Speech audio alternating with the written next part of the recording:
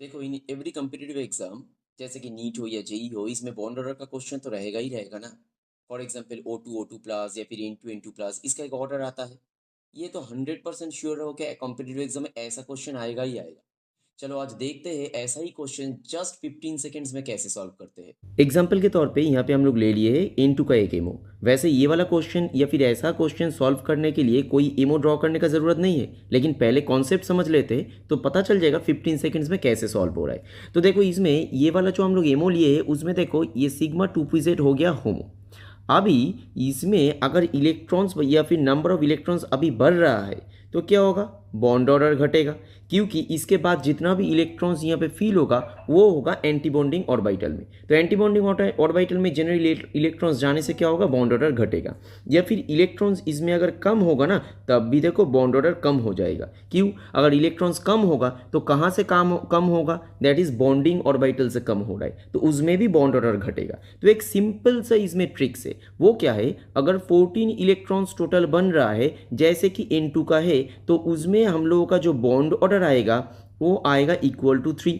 तो अगर इलेक्ट्रॉन्स कम हो रहा है या फिर इलेक्ट्रॉन्स ज़्यादा हो रहा है, in both the cases bond order क्या होगा, कम होगा। तो कितना कम होगा, अगर इलेक्ट्रॉन्स हम लोगों का बढ़ रहा है टोटल नंबर 2 या फिर 2 इलेक्ट्रॉन्स अगर हम लोगों का बढ़ रहा है तो बॉन्ड ऑर्डर क्या होगा, घटेगा। कितना घटेगा, 1 घटेगा। या फिर आप बोल सकते हो कि नंबर ऑफ इलेक्ट्रॉन्स अगर कम हो रहा है, कितना कम हो रहा है, अगर 2 कम हो रहा है तो बॉन्ड ऑर्डर क्या होगा, उस टाइम पे भी घटेगा। कितना घटेगा, 1।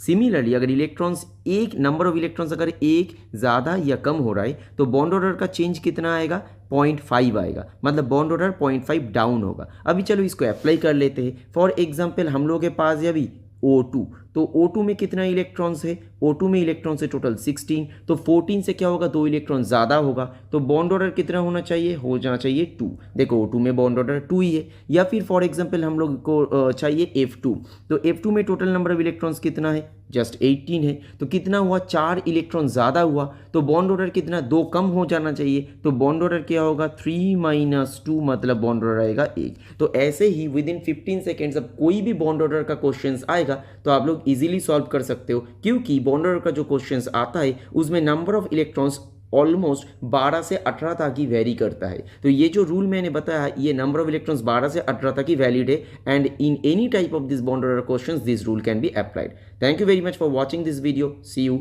Good bye.